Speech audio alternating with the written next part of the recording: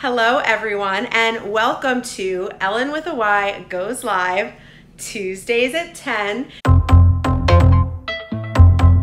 Thank you so much for joining me this week. I am so excited. We have a great guest, someone who I haven't seen in a while, but I am so excited to catch up with this evening and have on the show Joelle Cartier. Hey, no affiliation with the brand, although we will accept free product. So she'll be joining me later on in the show, and I will dive right into hot topics. The current Bachelorette drama this evening that was playing out on our screens this evening. So Joelle and I were watching the bits of drama unfolding. As we all know, or if you don't, I will bring you up to speed. There was some drama in the middle of the Bachelorette this season, in that some news came out about one of the guys while the show was unfolding, and no one was sure if she was going to wind up with him or not. Spoiler, she chose him. Spoiler, she dumped him. I'm like, it's not that much of a shocker, but for some reason, we're like sitting here like staring at the television as if this was like the presidential election, just dying to know how this is going to unfold. I don't understand why people think they can go on this show and try to hide their past or try to lie about girlfriends that they've had. We're all out here scrolling through your Twitter timelines, looking at your likes, looking at your follows. We're gonna find you. We're gonna find out what you've done, and we're gonna call you out. And so that's when the People article came out a couple months ago, and we've all been waiting to see how this was gonna unfold. And now she's asking the runner-up on a date, which I don't even know how he feels about that, but it's very interesting that I don't watch The Bachelorette, and I'm just over here sitting like bated breath, wondering what the next thing that's gonna happen. So I'm just calling out to all my Bachelor fans. I see you. I leaned into it this evening. It was interesting, and I can't wait to see all the drama. She's gonna be on like Jimmy Kimmel, probably GMA. She'll do the rounds. She'll probably, you know, come up with a reality show. She'll probably do some cool branded posts for Bright Smile or something, and then that'll be it. And so that is a quick hot topic segment, which brings me into my big brother-in-law segment, where I have my brother-in-law, Wayne Stankewicz, my big brother-in-law, join me, and we talk about Big Brother season 21 on CBS. Hi, Wayne. Hey. How are you? Good. Oh my gosh. So what are you thinking? What's your highlights from this week? So I think the big takeaway is that everyone's finally seeing Jackson for what he really is. How he is just nasty to everyone. He's just a gross person. And some of the stuff that I've been reading on the behind the scenes says that he is suffering from perhaps some steroid withdrawal or Xanax withdrawal. Oh no! There's been a lot of accusations that he is very into steroids, takes a rather large dose of Xanax every day, and may or may not have been weaned off of it for the show, which could explain his random outbursts and crazy behavior. It's weird that we're like even speculating on this kind of stuff. Yeah, there's a lot of people that are wondering how he got past CBS casting, because there's been instances where Kat, for example, says that she feels uncomfortable and unsafe with him in the house. So if that continues on, we may see a CBS eviction, not a vote. It would be welcome. I know no one's really happy with either of the Jacks in the house. No, definitely not. So how are you feeling about a Holly HOH? You mean a Jackson HOH? I mean, this is really Holly's chance to make her own game. I was looking at lists of how many diary room entries everyone has, and for the first 12 episodes, Holly only had 11 diary room segments, where someone like Christy had over 50. So wow. Focusing on Holly, she's been laying super low, not really doing much, and this is kind of her chance to do something. And you know, she took the easy method of nominating Nick and Sam, which is kind of what everyone expected, what Jackson wanted her to do. So we'll see if anything comes out of the veto and how that plays out. But Yeah, I'm bummed that Sam's on the block. I really like him. He's definitely a character. Do you think he's like succumbing to some like negative gameplay now that he's on the block, or do you think he's gonna kind of stay his like happy-go-lucky self? I think he's a skilled enough player to know that Nick is the bigger target. So if he can make sure everyone remembers that, I think he'll be good. If Nick comes off the block, it's going to depend on who goes up against him. Oh my God, I really wanted Sam to go the distance. Yeah, he was one of my early picks for winners, but it's not. How do you feel about? I was reading about a little bit of the drama of people turning on each other within six shooters, and people saying that Sis has a bad attitude and that Christy is just manipulative. Well, I mean, we saw that from the beginning. All of these big alliances are destined to fail. Nick and Bella got cast out pretty early. Now you're having all this infighting between the six shooters. I think the outsiders like Jess and Nicole and Cliff, if they can stay low on everyone's radar, it's coming up really close to where the six shooters are going to start trying to take shots at each other. So they may be able to skate a little bit longer if they can just stay out of everyone's radar. I know, it'll be shocking if they like kind of make it pretty far in the game because the main players just cannibalize themselves. Yep, that's kind of how it always goes, though. What are you thinking is going to happen? Are you seeing six shooters splinter into a four and like Tommy and Christy going to the outsiders? Like, where do you think that's going to go? That's going to be tricky. Obviously, the couples are going to stay together. So it's just a matter of if the couples stay with the couple or not. I think Christy and Tommy would be the first ones to get taken out. They are not as close with Jack and Jackson, I think. So Christy and Jack and Christy and Jackson definitely have problems. So that's kind of where I think the split's going to be. Tommy has a pretty good shot at taking it all the way because he's aligned pretty well with six shooters and he's not hated by anyone. It's a pretty low bar when the ability to go far is just you're not hated by anyone. So. Yeah. That's so funny. I was saying to Sarah, so my roommate actually knows Tommy and is friends with him and his friends. And I was saying to her, I was like, I don't know, it's looking like he's kind of I think he's a favorite right now. Yeah, he's doing a good job. He's friends with everyone. He seems to have a relatively okay moral compass, and he's playing a good social game. I'd like to see him win a competition. Yeah, he definitely needs to pull out some comp wins. But maybe he could be the first winner who doesn't win. I guess that's technically possible. The first thing he wins is Big Brother. Yeah. Well, let's pay attention. Let's see how this all unfolds this week. I'm curious to see how the six shooters kind of cannibalize themselves, and we will touch base next week to see who they start chasing after next. Yep. Oh my gosh. Well, while this is a disappointing season, I would say it's still always really fun to talk to you about it and hash it out. So thank you for joining this week. I appreciate it. Yeah, of course. All right, I'll talk to you later, Wayne. Bye. Bye. So that is #BigBrother-in-law. And that brings me into my food for thought segment. Something I've taken a lot of note of recently are all the different tote bags that people have in the city. So you've got, you've got these like branded totes, you've got these canvas totes, you've got like hemp style feed, healthy, good for the environment totes because like #sustainability and the earth's on fire. And then you have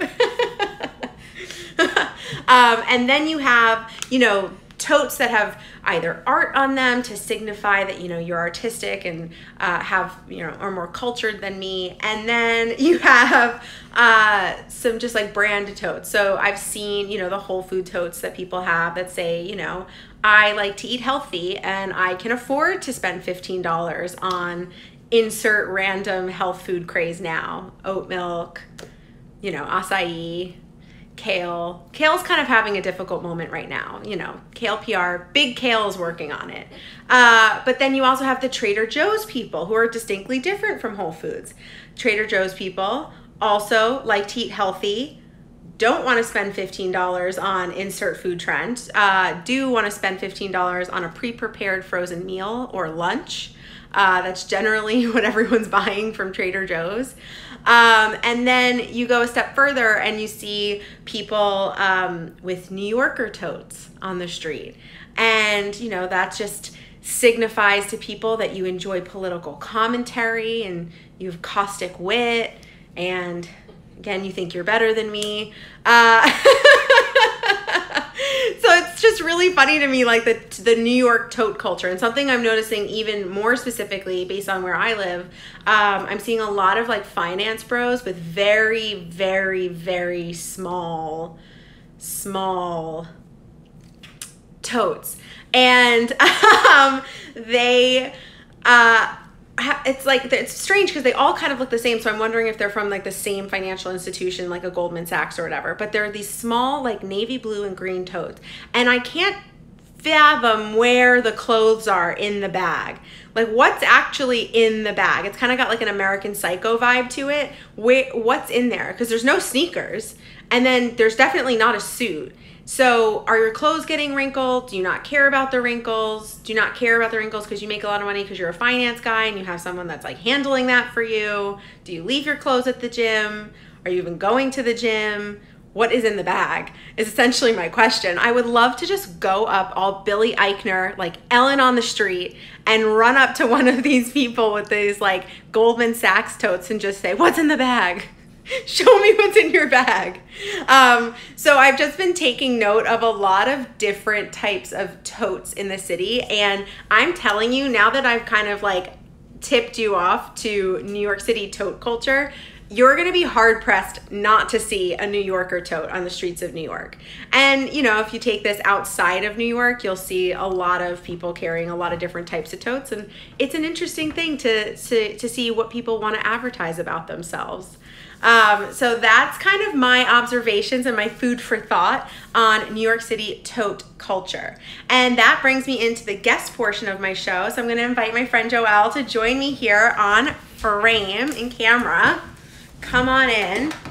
Hi guys. Hi. Hi. Welcome. I'm so glad that you're here. Thank you for having me. Yes, of course. Thank you for agreeing to come on the show. Anytime. Welcome to all of the people watching. Hi everyone. Hello. So how do we know each other? I'll let you explain. Well, I met Ellyn at Refinery 29 when I worked there. She was the quirkiest, funniest person. Ellyn and I were always the last people at the office. So we connected on all things pop culture. If it was talking about the hills, if it was talking about Beyonce, Rihanna, the trends. Yeah. I feel like that's when we united. That's how we bonded. It was really like the after work hours because you're just like, yep, I'm still here. Yes, still here. Yep, still here. Definitely. So speaking of working in media, and you're so passionate about it. When you first got here, we were really talking about how where you've gone since you've left Refinery and the passion and excitement that you feel for it. And I think that, you know, knowing you and having had this conversation, talking about being a woman in media, a woman of color in media, and a woman who is a Muslim and who wears a hijab in media, and what that experience must be like. And I know that you have your own path and your own history of how you came into the Muslim faith. So I'm curious if you could kind of take us through that experience. That journey? Yeah. Hold your seatbelts. Buckle your seatbelts, I should say. So I was raised Catholic. My mother's side of the family is Puerto Rican. My father's African American, and I was really kind of raised with my mother's side of the family. Grew up very kind of siloed into Catholicism. And that's just something that I was raised in, and I think I culturally connected with Catholicism, but spiritually there was a disconnect. So obviously, as I started to getting older, my father was Muslim. There was intrigue behind the faith. So when I started to get older, I started to kind of research about Islam and all of the attributes that it provides the individuals who partake in the faith. And I just felt like it was something for me. There were a lot of nuances to the faith that I connected with as an individual, and I was also on my own journey as a preteen to becoming a teenager, that I felt like I needed something to guide me. And so really when I was in college is when I, committed myself to Islam, and in 2011, I decided to wear the hijab. So you were how old at this point? I was 21. So when you decided to make that choice and to put on the hijab, I think I was curious, and I was asking you about this earlier, going into, say, starting a new job, right? Starting a new job, starting a new experience, adding on the layer of, okay, I'm going into a new place where I don't know people and I'm curious what this is going to be like, and maybe I'm feeling nervous. And then is there an added layer for you? Like, do you think about, okay, and I may be the only woman of color, I may be the only woman wearing a hijab, and what is that like as well? Is that something you consider? Absolutely. So I think obviously in initial conversations with employers, I have to code switch. So people who know me know I'm like the hijabi who's bumping Future in the car. Like, I'm super trap music, really chill, but obviously in a professional setting, I have to kind of like switch it up. And so I think I really try and drive home my attributes without them seeing me.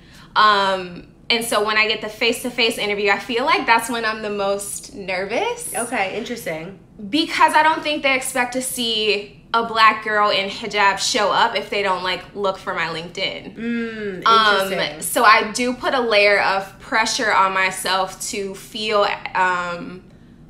twice as good. Yeah. And I prep in that manner. Yeah. But I also feel like despite all of the, professional attributes that I could provide a company, my hijab could be that barrier in between me getting a job.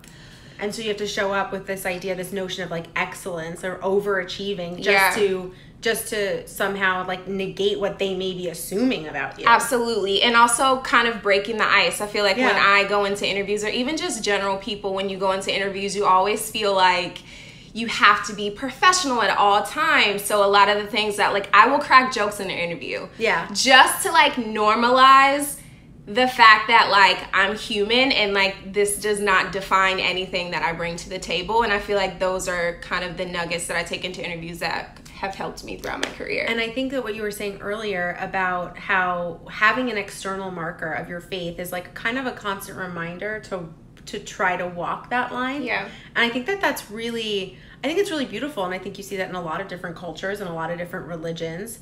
And I think something we were saying earlier is that maybe people have their own perception of what they think it means. But as a woman who came to this of your own accord and is so proud and open and wanting to share your story and invite in conversation versus trying to like, prove or explain, like, some people are like, well, that's not right, and you're like, you're wrong. It's more about like having an open dialogue 100%. and talking about that. And so then we were talking a little bit about, because me, I'm a power watcher. Yeah. I'm constantly binge watching shows, and a show that I recently binged like a couple weeks ago was Rami. And it's about this guy who is Egyptian and Muslim, and he's from Jersey City. And I was curious to get your perspective on the show. And you had like a mixed bag? Yeah, the real is that I haven't watched Rami. So I can't talk about the show. Yeah. But I have intentionally not watched it. I've obviously like talked about it with some of my friends, and like I know certain aspects of the show just because it's very provoking in certain aspects. And I haven't watched it because I feel indifferent about what's included in the show. So I think there's a level of responsibility. This is just my personal opinion. I do think there's a level of responsibility as Muslims, and when we want to normalize our faith, I think we can absolutely do that, because Islam is very much normal, and I don't ever want us to feel like we are different, because we are not. We just practice a different faith. But I do feel like we normalize Islam, and we almost want to force it into American standards that are not conducive to how we should be practicing our faith. And because it's a show, I think there's a level of satire that could toe the line between like disrespect, and I just hold Islam so high. Even though me personally, I'm on my own journey and nobody's perfect. I just think like in media, if we're representing something, we have a level of responsibility to normalize it, but in a respectful way. Yeah. So no, I get that. It's very interesting. I think something that you guys, the lead, Rami, and you have in common is like this like sneaker culture, and this very, you know, it's really funny the way that you would describe yourself. You're like, I'm out here like listening to trap music. Like your sneakers are always, I mean, guys, you have to go follow Joelle. It's at Cartier's. It's CARTIERSS.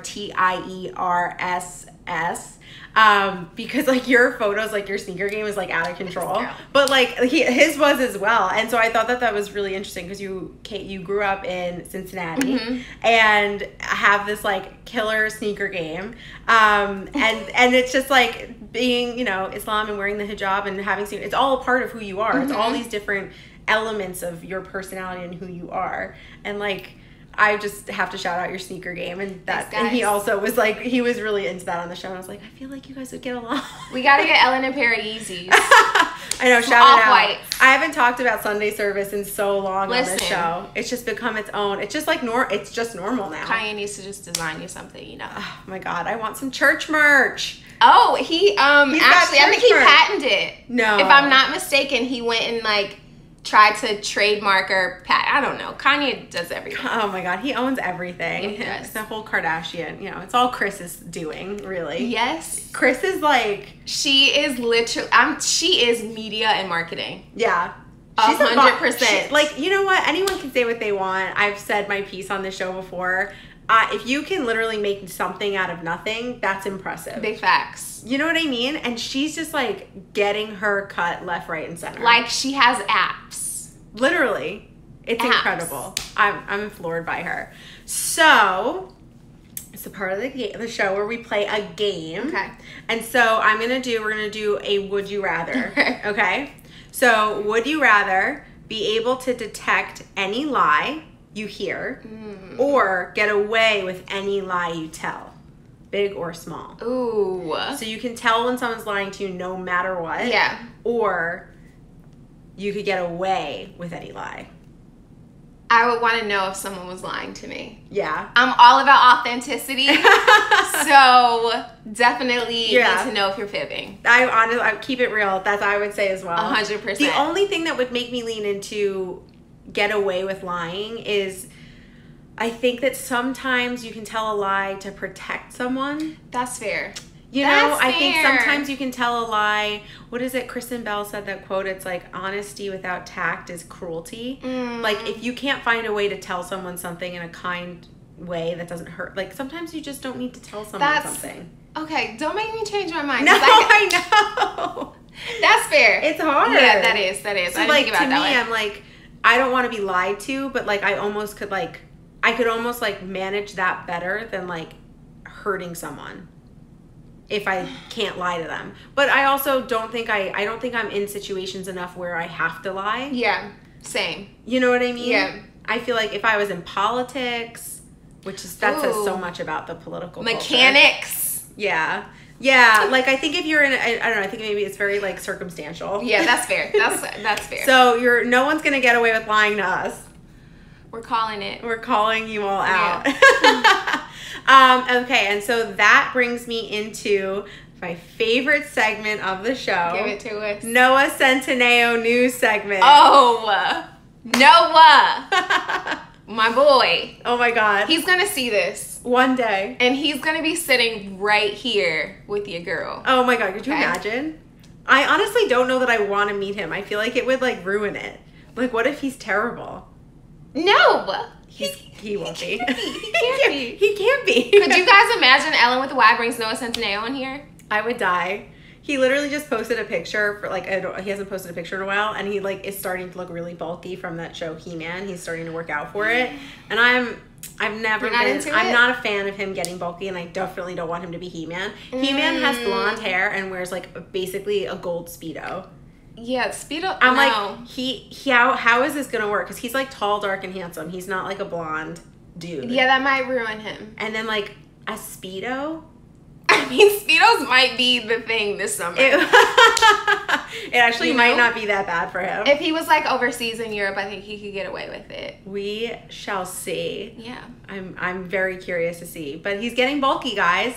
And from Joelle's lips to Noah's ears. Come on the show, Noah. Yes, Noah, where are you? So that is the Noah Centineo news segment, which is the end of our show. If you can believe it, it goes by so fast. Oh my God, that was like Isn't that super crazy? quick. Yeah, it goes by really fast.